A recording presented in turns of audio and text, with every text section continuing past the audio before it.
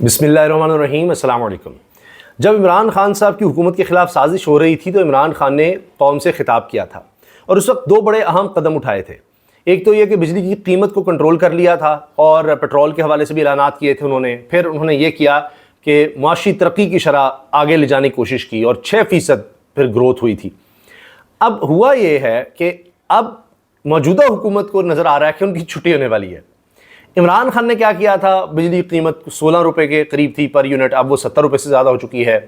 اور یہ اس وقت مارچ کرتے تھے مہنگائی کے خلاف مارچ، اور 12 روپے کی ہم بجلی دیں گے، اب 70 روپے سے زیادہ ہو گئی ہے. اس طرح پیٹرول، اسی طرح ڈالر کہاں سے کہاں چلا گیا. ہر چیز آپ دیکھیے، پاکستان کی تاریخ کے بدترین حالات بتائے جا رہے ہیں، بدترین حالات.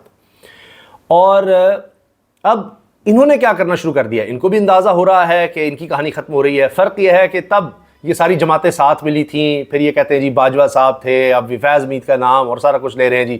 وہ پیچھے وہ طاقتیں تھیں اور ان کے کہنے پر وہ ساروں نے مل کر، اور سندھ ہاؤس، وہ سب کچھ کیا.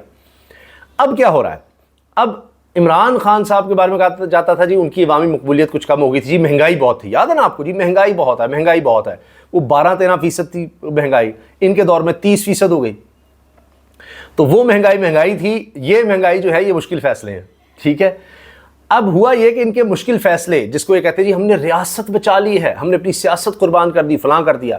پھر جس طرح انہوں نے الیکشن رگ کیا، ان کا خیال تھا ہم آ کر بیٹھ جائیں گے، یہ کیڑے مکوڑے ہیں، انہوں نے کہاں نکلنا ہے. ان کو مار مار کے ایسی تیسی ان کی، لوگوں کو پکڑو، گھروں میں گھسو، ایک خوف بٹھا دو، جبر. کیونکہ جب بھی آپ کوئی حکومت دنیا میں دیکھتے ہیں جو عوام کے تحت نہیں ہوتی، عوام میں مقبول نہیں ہوتی، پھر اس نے کیسے گزارا کرنا ہے. یہی ہوتا ہے کہ لوگوں کو دبا دیں. یہ انہوں نے کیا کہ جی ہم اداروں میں اپنے لوگ بٹھائیں گے، جوڈیشری کو قابو کریں گے، بیوروکریسی ہمارے پاس ہوگی تو کون جرات کرے گا، کس طرح سے کچھ ہوگا، اس کی پارٹی توڑ دیں گے، کر دیں گے، وہ کر دیں گے. سب کچھ ناکام ہو گیا. اب آج دیکھیں آپ، 14 اگست کے دن لوگ نکل آئے، 13-14 اگست کی رات لوگ نکل آئے. تحریک انصاف کی طرف سے اب جلسوں کا اعلان ہو رہا ہے، ثوابی گاؤت کہہ رہے ہیں اسلام آباد میں بھی کریں گے، کراچی میں بھی کریں گے، لاہور میں بھی کریں گے. اب مزید کوشش ہوگی کہ جی لوگوں کو پکڑا جائے، گرفتار کیا جائے، سوشل میڈیا کو بند کر دیں. یہ یہیں سے تھے. آپ سوچ کا، عقل کا اندازہ لگائیں جب پردے پڑ جائیں کہ اگر ہم یہ انٹرنیٹ بند کر دیں گے، سوشل میڈیا کنٹرول کر لیں گے، چاہے پاکستان کو اربوں ڈالر کا نقصان ہو جائے گا، پاکستان سب سے دنیا میں پیچھے رہ جائے گا، یہاں پر اگر کوئی روزگار کما بھی رہا ہے اس کا بھی چھن جائے گا، تو ہمارا اقتدار تو چلتا رہنا چاہیے نا. وہ لوگ کیا کریں گے، بے روزگاری سے مریں گے، مشکل حالات ان کے ہوں گے، کوئی مسئلہ نہیں ہے، اقتدار رہنا چاہیے اور اعلانات کرتے رہیں گے.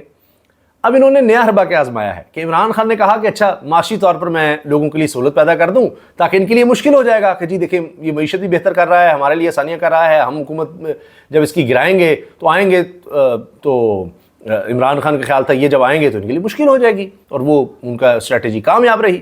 ان کے لیے حالات مشکل کیا مشکل تر ہوتے چلے گئے. یہ 2.25 سال میں آپ دیکھ لیجئے کہ انہوں نے بربادی کر دی. یہ کیا کر رہے ہیں، یہ پیسہ لگا رہے ہیں وہاں نہیں، وہ بجلی کی قیمت کم کریں گے، کسی اور جگہ کو کنٹرول کریں گے، وہاں سے ادھر سے. یہ اشتہار بازی میں شروع ہو گئے اور پیسہ پانی کی طرح بہا دیں. اندازہ لگائیے 14 اگست یوم آزادی کے دن کیا گیا ہے. ملی نغموں میں مریم نواز صاحبہ نظر آئیں گی آپ کو، او ہو ٹیلی ویژن چینلز پر جناب وہ چلا کر، اور بس ہر جگہ مریم نواز. اس طرح شہباز شریف صاحب اخبارات میں نوجوانوں کے لیے کہہ رہے ہیں بھائی اشتہار بازی شروع کر دو اور 5 سال کا پلان دے دو، اگلے 5 سال کا. بھائی پچھلے 2.25 سال کے بعد، اور آپ تو کہتے ویژن آپ نے دیکھ ہی لیا، کیا پلان دے دو، ہم 5 سال کے بعد دودھ اور شہد کی نہریں بہا دیں گے. یہ اسی طرح جس طرح یہ ہم آتے یہ کر دیں گے، ہم 12 روپے کی بجلی کر دیں گے، ہم یہ کر دیں گے، وہ سب. اب لوگ ان کے جھانسوں میں آئیں گے نہیں. ان کی چھٹی چکے ہو رہی ہے. اور یہ آپ دیکھیے کہ یہ صرف اس لحاظ سے لوگ کہہ رہے ہیں کہ یہ جو کچھ بھی اقدامات کر رہے ہیں کہ اچھا یہ ندیم ارشد نے ورلڈ ریکارڈ بنا دیا ہے تو اس کے ساتھ جڑ جاؤ. اور چونکہ یہ عوام میں اس کی محبت اور یہ سارا کچھ ہو گیا ہے، اس کے لیے کروڑوں روپے کے نام کر کے اور اس کے ساتھ جڑ کے ہر کوئی اس کو بلا کر چند دن کھینچ جائیں. یقین جانے یہ باتیں کی جا رہی ہیں کہ ندیم ارشد کی مقبولیت کو کیش کرواؤ، چند دن اور نکالو آگے، اس کے بعد پھر مزید چند دن اور نکالنے کے چکر میں. لیکن اب تو جناب ہو گیا ہے کہ سینئر صحافی خبریں دینے لگ گئے ہیں کہ پرائم منسٹرز کے لیے نام بھی آ رہے ہیں. شیخ رشید نے تو کہا تھا، ہم نے آپ سے خبر شیئر کی تھی کہ نگران سیٹ اپ، قومی سیٹ اپ کے لیے، اور قومی سیٹ اپ کی خبر بھی ہم نے آپ کو دی تھی کہ جس میں انڈیپینڈنٹ واقعی فری اینڈ فیئر الیکشنز ہو سکیں، الیکشن کمیشن بھی نیا ہو، اور منصور علی شاہ صاحب چیف جسٹس ہوں گے تو اس کے وقت یہ چیزیں ہوں گی. اس کے ساتھ اب پرائم منسٹرز کے نام کی بات ہو رہی ہے. فخر الرحمان صاحب ہیں, بڑے سینئر صحافی ہیں, ٹیلی ویژن چینلز پر بھی آتے رہے, اور یہ انٹرنیشنل آرگنائزیشن کے ساتھ کام کر چکے ہیں. ریڈیو پاکستان سے لے کر ٹرکش NTV, NBC نیوز, آج نیوز, دنیا نیوز, سما ٹی وی, CNN ٹرک کے ساتھ انہوں نے کام کیا ہوا ہے. یہ کہتے ہیں کہ خبر ہے کہ سابق وزیر اعظم عمران خان سے بات چیت کا جو سلسلہ آرمی چیف نے شروع کیا تھا وہ تو تھم گیا, معاملہ طے پا گئے ہیں. عدالتیں فیصلے کریں گی, فیصلے عدالتوں سے ہوں گے, اب انٹرفیرنس نہیں ہوگی. وہ جو نیوٹرلی بات تھی عمران خان کی, چیزیں اس طرف چل پڑی ہیں, چل چکی ہیں. میں نے آپ سے پہلے ہی عرض کر دیا تھا, یہ خبر بھی ہے. عدالتیں فیصلے کریں گی, ستمبر میں حکومت کا بندوبست ہو جائے گا.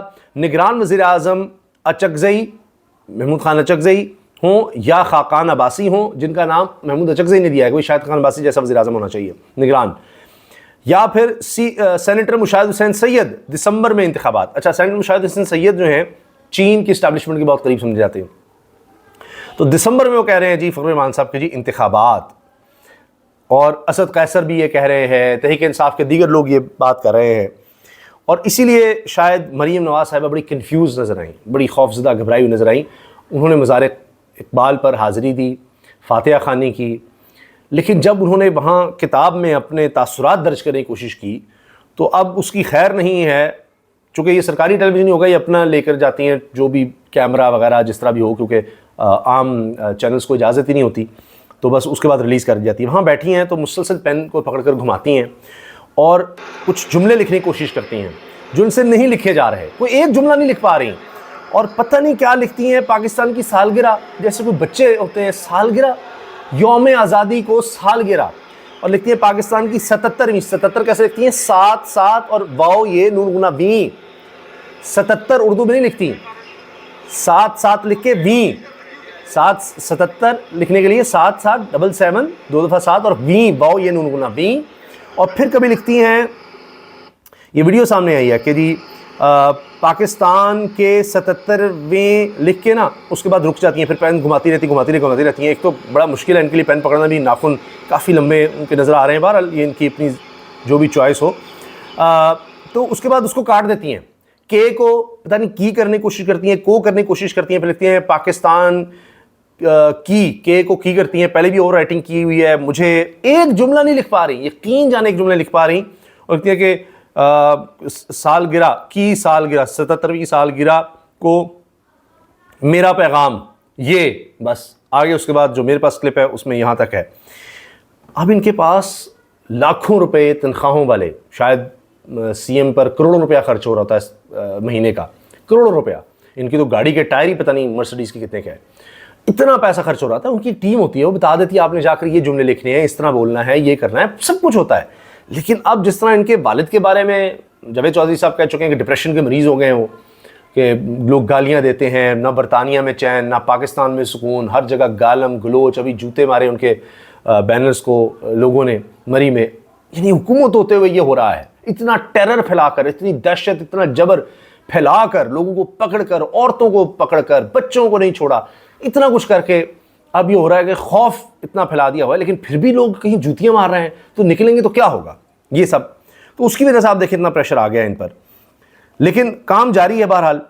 اور جو خفیہ ملاقات تھی جس کا ہم نے ذکر کیا تھا, جو اپوزیشن اتحاد قائم ہو رہا ہے, جس میں مولانا فضل الرحمان صاحب ہیں, جماعت اسلامی ہے, محمود خان اچکزئی ہیں, اختر مینگل کی جماعت ہے, GDA ہے, اور تحریک انصاف تو ہے ہی. اس میں اب یہ خبر آئی ہے کہ خفیہ ملاقات کے بعد طے پایا ہے کہ ہر جماعت اپنے اپنے معاملات جو اس کے لیے سب سے اہم ہیں ان کو لے کر آئیں گے کہ یہ ہماری پرائرٹیز ہیں, اس کے مطابق پھر مل کر چلنے کی بات ہوگی. مولانا فضل الرحمان صاحب کچھ ٹائم لینا چاہ رہے ہیں, کیونکہ ایک بڑے اہم آدمی, بہت پیسہ, بے انتہا دولت مند شخصیت ہیں, وہ مولانا فضل الرحمان صاحب کے قریب اور اسٹیبلشمنٹ کے بھی. تو دونوں کے درمیان پل کا ایک کردار ادا کر رہے ہیں, اور مولانا صاحب کے ساتھ کچھ گیو اینڈ ٹیک کرنے کی کوشش ہو رہی ہے. اس لیے مولانا صاحب کچھ ٹائم چاہتے ہیں کہ اسٹیبلشمنٹ سے معاملات کچھ طے کر لیے جائیں. دوسری طرف علی بن گنڈا پور صاحب بھی ان کو آفر کر رہے ہیں کہ جی ان کو کوئی سیٹ جو ہے وہ دے دی جائے. یہ سب چیزیں چل رہی ہیں.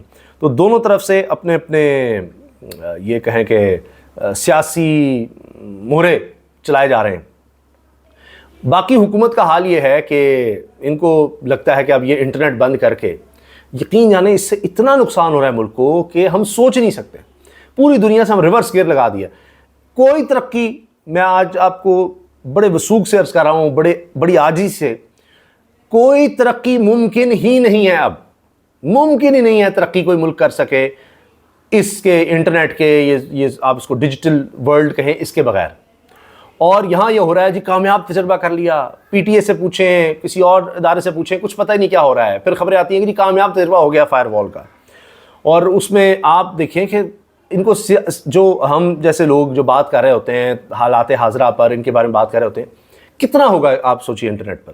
شاید 1% سے کم ہوگا, 1% سے بھی کہیں کم. اگر آپ کسی بھی جگہ لے لیں, فیس بک, یوٹیوب, ڈیجیٹل سوشل میڈیا, وہاں زیادہ تر کس لیے استعمال ہو رہا ہے؟ وہاں تو انٹرٹینمنٹ ہے زیادہ. ہر طرح کے ویلاگز ہیں, فوڈ کے بھی ہوں گے, انٹرٹینمنٹ کے ہوں گے, لوگ بہت زیادہ کام کر رہے ہیں, ان کا تو زیادہ چلتے ہیں وہ چینلز. نیوز کا آپ کو شاید کم نظر آئے گا, لیکن ان کو خوف اس سے ہے, اور سارے کا ہی بھٹا بٹھا دیا انہوں نے, بالکل تباہی پھیر دی. اب یہ خبریں ہیں اصل. اور حکومت کر کے رہی ہے, ہو توشہ خانہ کیس کو سامنے لانے والے عمر فاروق لیے ہلال امتیاز کی منظوری.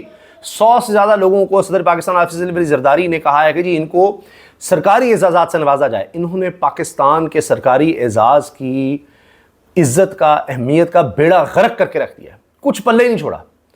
یعنی اس طرح تو پاناما کو پتہ نہیں کیا کیا مل جانا چاہیے. یہ جی وہ گھڑی انہوں نے خریدی تھی, فلاں تھی, نہ کچھ ثابت ہوا, وہ سب جھوٹ کہ جی اس طرح آئی تھیں. وہ بڑے بڑے جو ہمارے بڑے انویسٹیگیٹو جرنلسٹ تھے وہ کہتے ہیں کہ جی وہ تو ایسے گئی تھیں, وہ فرا صاحبہ وہ وہاں پہنچی تھیں, وہ پتہ لگا کہ وہ ان دنوں میں نہ انہوں نے لینڈ کیا نہ کچھ کیا. سب جھوٹ, فراڈ, دھوکہ. وہ کیس بھی فارغ ہو گئے توشہ خانہ کے.